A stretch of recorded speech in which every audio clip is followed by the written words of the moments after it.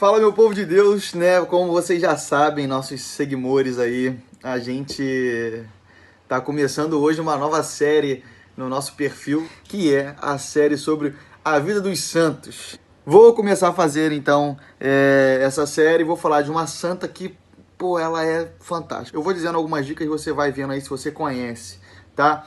Uma santa que nasceu ali no século XVI, na Idade Média, que lutou bastante aí contra, né, lutou em oração ali contra, né, a reforma protestante e é considerada uma doutora da igreja, e aí já fica bem específico para você adivinhar, porque nós temos um seletíssimo grupo de doutores da igreja. E santas, né, mulheres doutoras da igreja, nós só temos 3, né, que são Santa Catarina de Sena, Santa Teresinha do Menino Jesus e a nossa queridíssima Santa Teresa d'Ávila, da qual sou muito devoto e amo de paixão. Então, gente, ela é a nossa primeiríssima santa, ela é fantástica e ela precisa ser conhecida e eu vou te dar a conhecer um pouquinho sobre a vida dela nesse momento. Então vamos lá. Já disse, né, que ela nasceu em 1515, em Ávila, né, na Espanha. Na verdade, ela nasceu em outro lugar, que é chamado Gotarrendura. Enfim, e ela morreu em 1582. Ela viveu 67 anos. Desde os 7 anos de idade, Santa Teresa já tinha um desejo, né, um encantamento muito grande por essa vida religiosa, né? Mas uma coisa muito lúdica, né, de criança, né? Ela brincava com seu primo de fundar mosteiros. Até que um dia ela ficou sabendo que os mouros, né, que eram, né, as pessoas que viviam aos arredores da cidade e perseguiam os cristãos, né, estavam matando realmente cristãos perto da sua cidade. Ela, então, ciente de coragem com o seu primo, com 7 anos de idade, foge de casa para ir ser mártir, para ir dar a sua vida por Cristo. Ela virou uma esquina, virou outra ali, o seu tio viu, obviamente, e pegou ela e graças a Deus trouxe ela de volta, porque se ela tivesse sido mártir, ela não deixaria a riqueza, né, de conteúdo, a riqueza de espiritualidade que ela ensinou para a igreja, não seria a doutora Santa Teresa d'Ávila que nós conhecemos hoje. Então, vamos lá. Ela, depois, na sua adolescência, acabou abandonando um pouco essa ideia, né, de ser santa, né, de buscar a Deus com todas as forças. Assim, ela sempre foi santa, né? É importante dizer isso, porque dizer que ela arrefeceu um pouquinho a fé não é nem perto do nosso arrefecimento, né, que as pessoas normais hoje arrefecem, né? Santa Teresa provavelmente nunca cometeu um pecado mortal na vida, né? Então, só para você ter noção de que ela desde muito novinha sempre foi muito de Deus, mas ela arrefeceu um pouquinho, né? Não tinha ainda aquele desejo pelo amor esponsal com o Cristo que habitava no centro da sua alma, né? Eu vou dizer um pouquinho sobre isso mais na frente. Até que ela fica gravemente doente, né? Ali com os seus... Logo que ela entra para o mosteiro.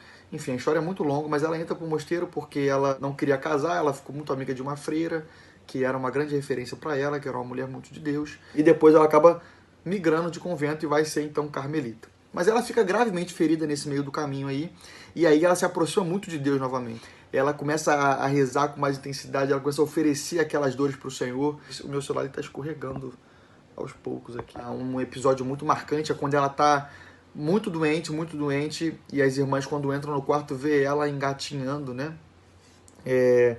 Pelo quarto, tentando se locomover, porque ela não conseguia andar, e enquanto ela engatinhava, ela louvava a Deus. Aquilo marcou muito aquelas irmãs que viram, né? Porque realmente foi uma experiência muito forte ali, né? Muito de uma pessoa que estava entregando de fato a sua vida para Deus, né?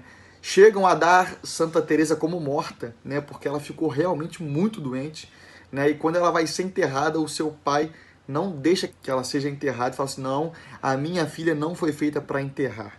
E graças a Deus também, porque ela voltou à vida, né? Ela teve uma reação, foi melhorando, que também, né, a medicina era muito limitada, então a gente pode atribuir isso à graça, né, extraordinária do Espírito Santo mesmo, que não deixou com que ela morresse naquele momento, né? E ela então voltou então a caminhar na igreja, né?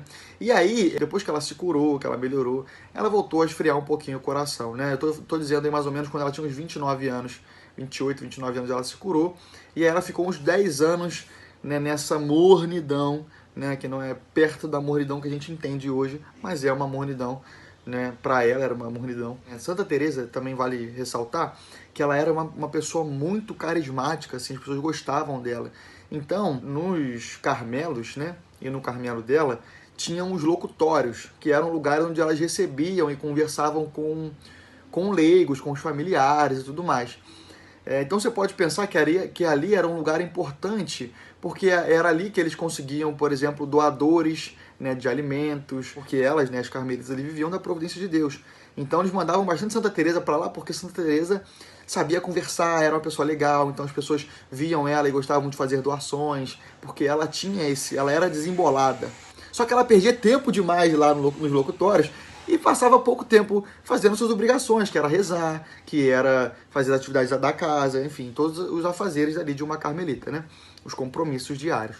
E então, uma vez ela estava rezando diante de uma imagem muito forte, assim, muito dura, que é da flagelação de Jesus, né? Quando Jesus está atado à coluna, né, e sendo flagelado. Tinha uma imagem dessa no Carmelo dela. Ela estava ali rezando. Ela tinha muita dificuldade de rezar de olho fechado, né? Eu também tenho isso. Dizem que o temperamento dela era sanguíneo.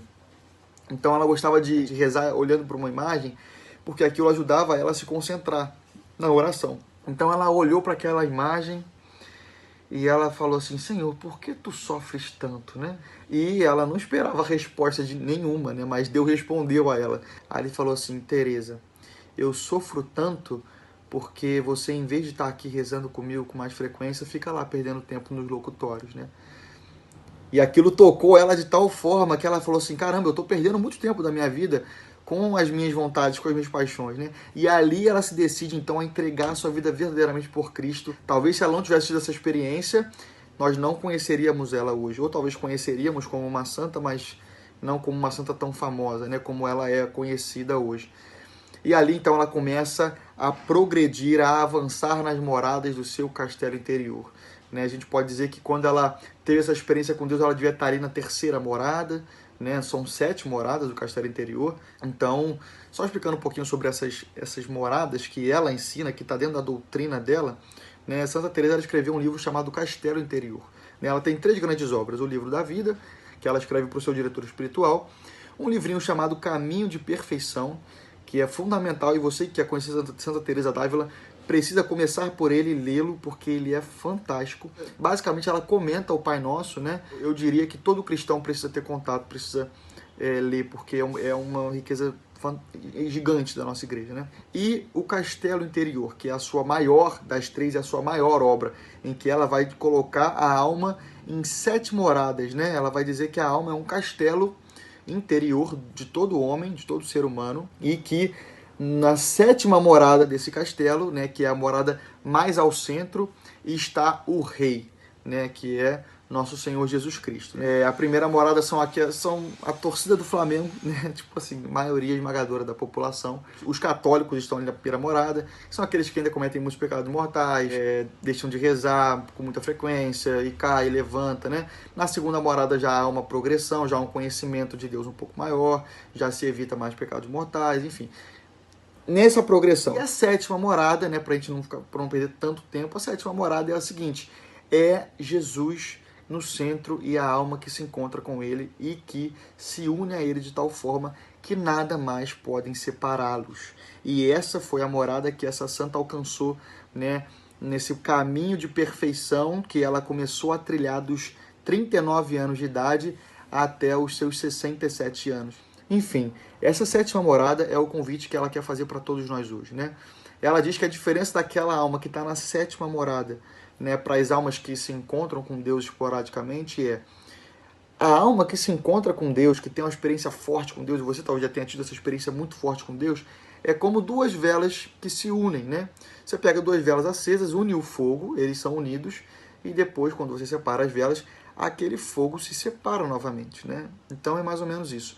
Mas a alma que está na 7ª morada, a experiência dela é como uma água da chuva que cai no rio.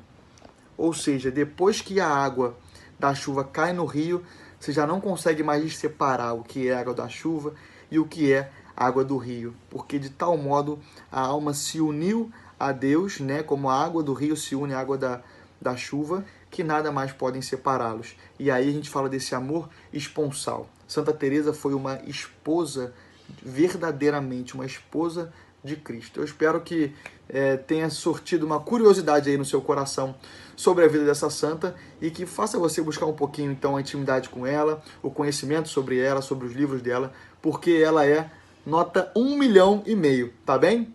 Um beijo no coração, espero que você tenha gostado do nosso primeiro videozinho sobre os santos e Deus te abençoe, tá? Em nome do Pai, do Filho e do Espírito Santo. Amém.